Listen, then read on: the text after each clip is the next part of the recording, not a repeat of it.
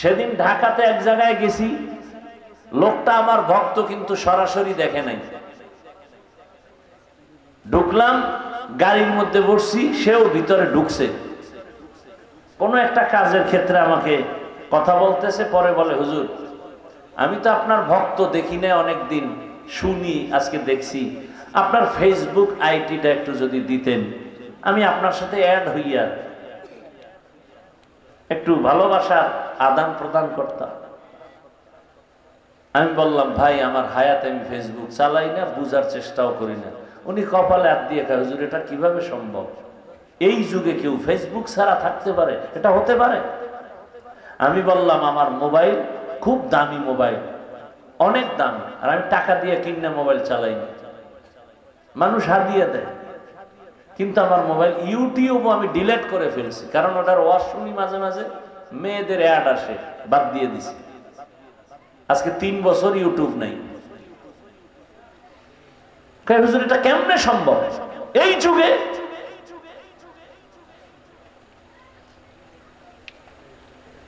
আর তোমার তো ফেসবুক না চালাইলে ঘুম হয় না। এই মোবাইল মোবাইল করে কত সন্তান মায়ের গালি দিছো বলো তো বাবা? মায়ের টাকা চুরি করছো, বাবার টাকা চুরি করেছো, বাবার সাথে বেয়াদবি করেছো, এই মোবাইলের কলিজায় ঢুকাইয়া শিক্ষকের সাথে বেয়াদবি করেছো। এই কথাগুলো কে বলবে আমরা না বললে? আমি তো তোমাকে জাহান্নাম থেকে বাঁচাতে চাই, আমি তো তোমার সম্মান চাই। তুমি ডাক্তার হও, ইঞ্জিনিয়ার হও, প্রফেসর হও, তবে বেয়াদব হইয়া অসম্মানী হইও না। সম্মানের ডাক্তার হও, সম্মানের ইঞ্জিনিয়ার হও। আর যদি বেয়াদব মার্কা ডাক্তার হও, তাসলিমার মতো জুতা খাইয়া এ দেশ থেকে পালাতে হবে, লাশ হয়ে দেশে আর আসবে না। আমি তো চাই তুমি ডাক্তার হও, পুরা বাংলাদেশ যেন তোমাকে মাথায় নিয়ে সম্মান করে, সেই ডাক্তার হও। আমি তো চাই তুমি একজন এসপি হও, ডিসি হও, ওসি হও, কিন্তু বেয়াদব হইও না। তুমি এমপি হবা, ধন্যবাদ, জনগণের দায়িত্ব পালন করবা, তোমাকে পালিয়ে যেতে হবে কেন? তোমার ঘর, তুমি ঘরে থাকবা, তোমার ঘর, তোমার বাড়ি, তোমার টাকা, সে ঘরে তুমি ঘুমাতে পারবে না, এমন অপরাধ তোমার থেকে প্রকাশ পাবে কেন? ঠিক ঠিক বলেন যারা, তাদেরকেও সতর্ক করি, অন্যের বিপদ দেখে আনন্দিত হইয়েন না, ওই বিপদ আপনাকে ঘিরে নিতে সময় লাগবে না। যারা খুব ঠিক ঠিক করেন আপনারাও রেডি থাকেন, কঠিন শাস্তি, কঠিন, খুব সাবধান। সাপে অমুকের কামড় দিছে, আপনি আফসোস মানে হাইছেন না যে ও মরে যাবে। আপনাকে যদি কামড় দেয়,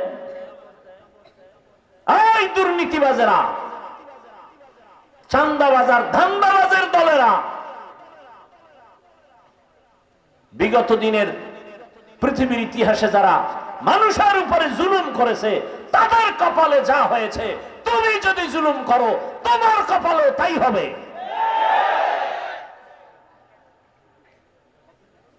রেডি থাকো। আল্লাহ হেদায়েত দান করুন, আল্লাহ হেদায়েত দান করুন। এবার একটা প্রশ্ন করব আপনাদের কাছে, আল্লাহর দিকে তাকায় জবাব দিবেন, না পারলে চুপ থাকবেন। আমরা যে কোরআন মানি, আপনারা মানেন? ইসলাম মানেন? হাদিস মানেন? আচ্ছা, আমরা যে কোরআন, হাদিস বা ইসলাম মানি, এই ইসলামটা দুর্বল, কোরআন শরীফ দুর্বল। খুব বুঝা করেন, তাল মিলেন না, বুঝা কন। আল্লাহর কোরআন শরীফ দুর্বল, হাদিস দুর্বল, ইসলাম দুর্বল। আর একটু খোলামেলা বলি, মানুষের জীবনে যত সমস্যা হতে পারে কিয়ামত পর্যন্ত, সব বিষয়ের সমাধান কি কোরআন, হাদিস, ইসলামে আছে? পরিপূর্ণ না অর্ধেক? কিন্তু আপনাদের তো দাবিটা পরিপূর্ণ সঠিক দাবি না। আমি আপনাদের থেকে যে শুনছি, আপনারা প্রায় সময় বলেন রাষ্ট্রের ব্যাপারে ইসলামে কিছু নাই, রাষ্ট্রের ব্যাপারে কোরআনে নাই কিছু। মানে আরেকটু আপনারা বলেন কিভাবে যে ইসলামে রাজনীতি নেই। তার মানে হলো কোরআন, ইসলাম, হাদিস সব দিক থেকে কমপ্লিট, রাষ্ট্রের ব্যাপারে কোরআন শরীফও দুর্বল, ইসলামও দুর্বল। তা কেন ওই কথা বলেন? আল্লাহ সব লাইনের সমাধান দিচ্ছেন, রাষ্ট্রের সমাধান দেন নাই। আচ্ছা এবার আরো বলেন, সুলাইমান নবী গোটা দুনিয়া পরিচালনা করছেন, এই ঘটনা কোরআনে আছে না নাই? ইউসুফ নবী মিশরের অর্থমন্ত্রী ছিলেন, এই ঘটনা কোরআনে আছে না নাই? জুলকারনাইন বাদশাহ পুরা দুনিয়া পরিচালনা করছেন, কোরআনে ঘটনা আছে না নাই? আসেন, আমার রসুল মদিনার রাষ্ট্র চালাইছেন কি চালান নাই? আবু বকর ওসমান আলী চালাইছেন না চালান নাই? এই ঘটনা ইসলামে নাই। তো কেন আপনি বলেন ইসলামে এটা নাই? বরং আমি ঢাকায় বলেছি, পৃথিবীতে রাজনীতির মধ্যেই একমাত্র পবিত্র রাজনীতি ইসলামী রাজনীতি। দুনিয়ার সব রাজনীতি নাপাক, ইসলামী রাজনীতি পাক। আল্লাহ হেদায়েত দান করুন, বুঝার তৌফিক দান করেন। রাগ করছেন? আমি কোন দলকে খারাপ বলতেছি? কোন খারাপ না। আমি ডাক্তারকে খারাপ বলবো কেন? বহু ডাক্তার নামাজ পড়ে দাড়িওয়ালা নাই, আমি কেন বলবো ডাক্তার হওয়া খারাপ? বহু ইঞ্জিনিয়ার নামাজ পড়ে দাড়িওয়ালা নাই, আমি কেন বলবো ইঞ্জিনিয়ার হওয়া খারাপ? বহু RAB, army, police, BDR, OC, DC, SP নামাজি নাই, তা আমি কেন বলবো র্যাব হওয়া খারাপ, ডিসি হওয়া খারাপ? যে খারাপ তাকে বলবো খারাপ, তাও সেই ব্যক্তি খারাপ না, তার চরিত্র খারাপ। সে যদি তওবা করে বলে আর গুনাহ করব না, তা আল্লাহর কাছেও ভালো। এজন্য বাংলা একটা কথা আছে, পাপকে ঘৃণা করো, কি বাকি অংশ কি? পাপীকে নয়। এর ব্যাখ্যা কি? ব্যাখ্যাও আপনার খবর নাই, ও শুনেন খালি এতটুকু। ব্যাখ্যা কি? পাপকে ঘৃণা করো, পাপীকে নয়। কি বুঝলেন এটার দ্বারা? যে অপরাধটা করছে তাকে ঘৃণা করিও না, বরং তার অপরাধটাকে ঘৃণা করো। তার মানে তুমি আগে যাইতা তার কাছে একবার, এখন যাবা বারবার, গিয়া তারে বুকে লাগাইয়া তারে বুঝাইয়া তার থেকে ওই অন্যায় সরাইতে হবে। আর আমরা উল্টো বুঝি কি, যে কইছে পাপকে ঘৃণা করতে, কইছে পাপী কিনা, তার মানে ও লোকটা ভালো আর অন্যায় গুন্ডা ভালো না, অতএব ওর কাছে সালামও দেওয়া যাবে না, যাওয়াও যাওয়া যাবে না। আল্লাহ হেদায়েত দান করুন। এই একটা আউলে এতগুলো কথা আমাকে বলাইলেন। আমি অন্যান্য বক্তাদের মতো আমি অহংকার হয় কিনা আল্লাহ মাফ করেন, আমি হাফিজুর রহমান নিজে নিজে বলি আমার এলেম নাই, আমল নাই, এই পর্যন্ত আসার পেছনে আমার পুঁজি, জীবনে কারোর সাথে বেয়াদবি করি নাই, মা বাবার চোখের পানি, আর আমার ওস্তাদ আল্লাহওয়ালাদের নেক নজর। যে যত বিরোধিতা করতেছে আল্লাহ দেখতেছি সম্মান কমায় না, আরো বাড়ায় দিতেছে। কারণ আমি ভালোবাসি আপনাদেরকে হৃদয় থেকে, এখানে কারোর সাথে আমার দুশ্মনী নেই, পরিচয় নেই। আমি যতটা কথা বলতেছি ওয়াল্লাহি আমার কলিজার একেবারে ভেতর থেকে চূড়ান্ত ভালোবাসার আলোকে বলতেছি। আমি বক্তা হিসাবে গতানুগতিক টান টন দিয়া চলে গেলাম না। আমি চাই একটা মানুষও যদি এতগুলো মানুষের মধ্যে তওবা করে দাড়িওয়ালা হয়, নামাজি হয়, আমার বয়ান, আমার চেষ্টা, আমার কষ্ট সফল। এজন্য আমি আপনাদেরকে আপন বানাইতে চাই, কাউকে এমন কথা বলে দূরে সরাতে চাই না। আল্লাহ সবাইকে কবুল করেন। ওয়ামা আরসালনাকা ইল্লা রাহমাতাল লিল আলামিন। হে রাসূল, আমি আপনাকে দুনিয়ায় পাঠাই নাই, হ্যাঁ পাঠাইছি জগৎ সমূহের রহমত করিয়া। উভয় জগতের রহমত আর জগৎ সমূহের রহমত, এইটা বুঝাইতে গিয়া পেছ লাগাইছে, এই কথা সেই কথা। আর এই মোবাইল নিয়ে এই ঝামেলাগুলো বেশি। আল্লাহ মোবাইলের গুনাহ থেকে আমাদেরকে হেফাজত করেন। আমরা এমন অবস্থা যে নিজের ভুল নিজে ধরতেও পারি না, কেউ ধরাইয়া দিলেও মানি না। আর আমি বলি নিজের ভুলটা নিজে ধরতে পারাটা আলাদা নেয়ামত, কেউ ধরাইয়া দিলে স্বীকার করা আর একটা নেয়ামত।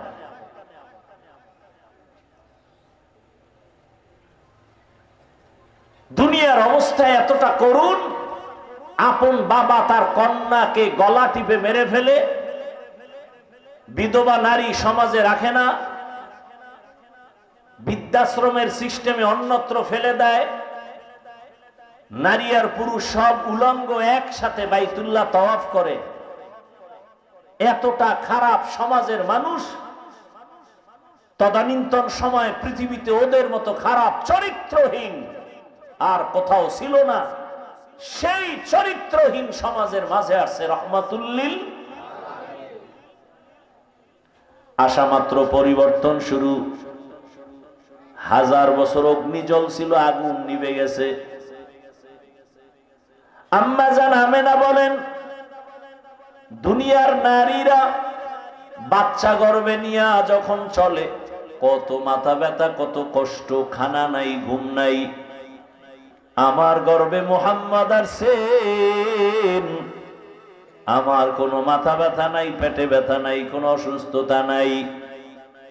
দুনিয়ার বাচ্চারা জন্মলগ্ন প্রসব বেদনা, মায়েরা এই পরিমাণ চিল্লায়, ঘুমের মানুষ সজাগ হয়ে যায়। আমি আমেনার কোনো চিৎকারের আওয়াজ নাই।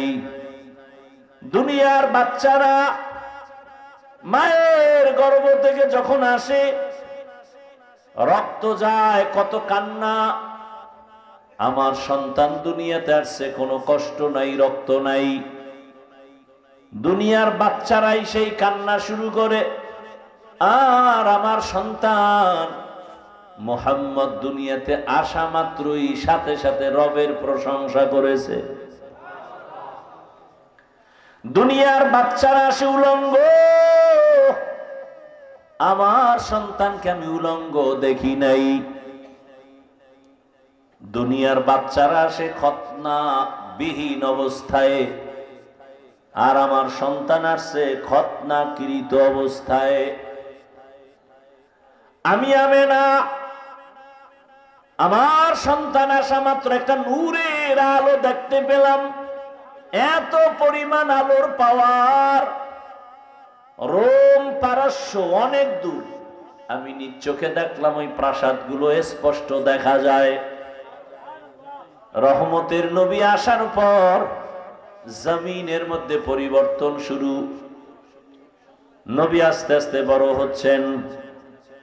মানুষের ভালোবাসা কেমন যেন চেহারার মধ্যে শুধু আকর্ষণ, তাকাইলেই মায়া লাগে। এরে আমার কলিজার যুবক, আজকে তোমার চেহারার মধ্যে 40 বছর পর্যন্ত তোমার চেহারার আকর্ষণ যাবে না। 40 বছর পর্যন্ত তোমার চেহারার মধ্যে আলাদা একটা মায়া থাকবে। কিন্তু মাত্র তোমার 20-30 বছর বয়সের মধ্যে বলো, তোমার চেহারায় কেন মায়া নাই? তোমার চেহারা দিয়ে তাকাইলে কেন আকর্ষণ আসে না, মায়া লাগে না? একমাত্র কারণ তুমি গুনাহ করতেছো। গুনার কারণে আমার আল্লাহ বেজার হইয়া চেহারার নূর নিয়ে গেছে। এরপরে তোরা করো কি? এই যুবক, ভালোবাসার কারণে বলি, রাগ করিস না, মহব্বতের সাথে বলি। আবার সেই চেহারার নূর বাড়াবার জন্য কত ক্রিম, কত মেডিসিন।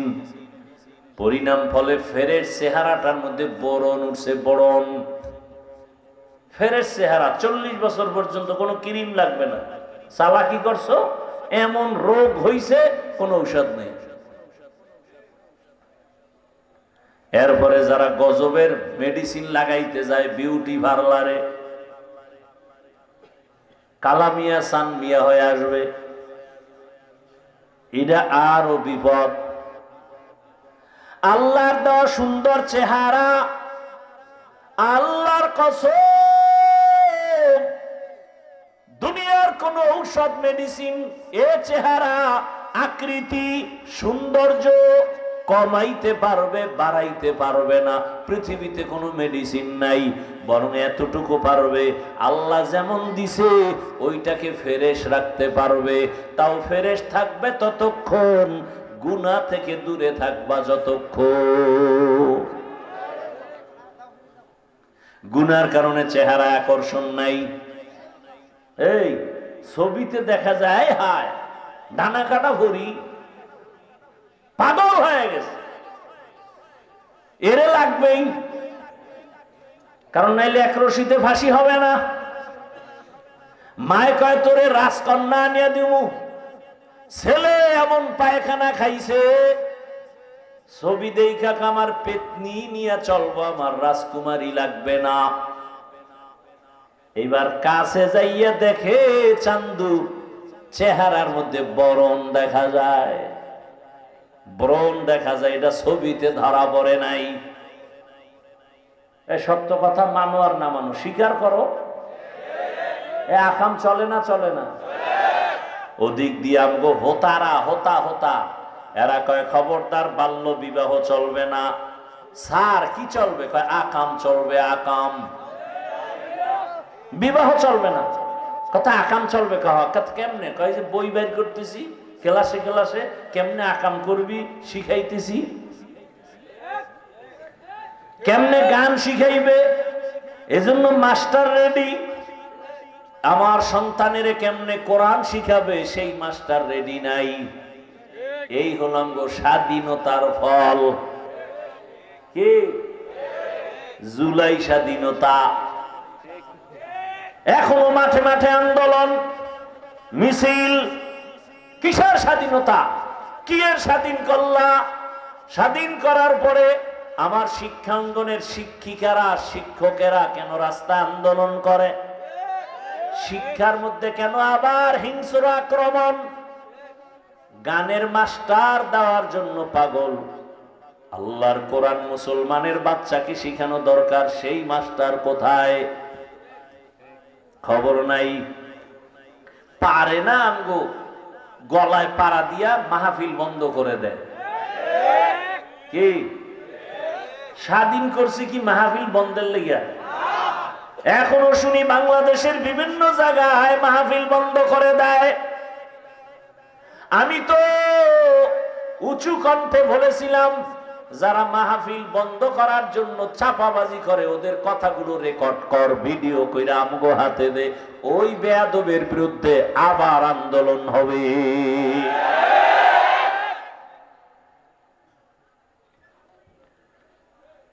ভাইরা আমার, বাংলাদেশের 53 বছর ইতিহাস বলে ওলামায়ে কেরাম যে কাজে গেছে সেই কাজ সফল হয়েছে।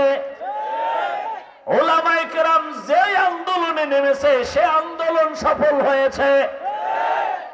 ওলামায়ে কেরাম এখন আন্দোলনে নামছে, পায়খানা আর খাবো না, আমরা এখন পবিত্র রাষ্ট্রনীতি চাই, দুর্নীতি চাই না, জুলুম চাই না। আমার বোন নির্বিঘ্নে রাস্তায় হাঁটবে, আক্রমণ হবে কেন? মায়ের সামনে বাবার সামনে মেয়েকে ধর্ষণ করা হবে কেন? এটা ইন্ডিয়ার খবর। বাবা তার মেয়েকে হোটেলে ঢুকাইয়া, আপন মেয়ে, আজকের রাতের জন্য তুই আমার কাছে স্ত্রীর মতো। নাউজুবিল্লাহ আসে না? আল্লাহ হেদায়েত দান করেন। ও আমার কলিজার যুবক বাবারা, আমি যে এতক্ষণ কত কষ্ট করে কথা বলি, কারণ সব কিছুর শ্রম আমার কণ্ঠের উপরে, আর জাহেরি ভাবে শ্রম আসছে আমার হর্নের উপরে, আওয়াজের উপরে। কতটা কষ্ট হয় আমি বুঝি, কিন্তু এত বয়ান কইরাও কিন্তু একবারও বলি না, এই যুবক আমার মতো টুপি লাগাও। একবারও বলছি? বুঝো বাবা, বুঝো কি বলতে চাই, বুঝো। এই যে এতক্ষণ কষ্ট করে চিল্লাই, একবারও কিন্তু বলি না স্কুল কলেজে তালা লাগাইয়া মাদ্রাসায় যাও, কওমি মাদ্রাসায় যাও, তাবলিগে যাও, পীরের কাছে যাও। একবারও বলি নাই। বরং আমি তোমার পক্ষে একটু সাপোর্ট দেই যুবক বাবা। আমাদের মাঝে আলেমের অভাব নাই, মুফতির অভাব নাই, মুহাদ্দিসের অভাব নাই, মুফাসসিরের অভাব নাই, কিন্তু আমার দেশে আদর্শবান ডাক্তারের অভাব, আদর্শবান ইঞ্জিনিয়ারের অভাব। ইঞ্জিনিয়ার আছে, আদর্শবান ইঞ্জিনিয়ার নাই। ডিসি আছে, এসপি আছে, আদর্শবান এসপির অভাব। আমার দেশের ডিসি, এসপি, ওসিরা যদি আদর্শবান হইতো এই বাংলাদেশে কোরআনের বয়ান চলতো, কোন সুদখোরের থেকে অনুমতি নেওয়া লাগতো না। কোরআনের বয়ান হবে, অনুমতি নিতে যাইতে হয় সুদখোরের কাছে। আল্লাহ হেদায়াত দান করুন। আরো জোরে বলেন। ভাইরা আমার, আমি চাই তুমি ডাক্তার হও, ইঞ্জিনিয়ার হও, প্রফেসর হও।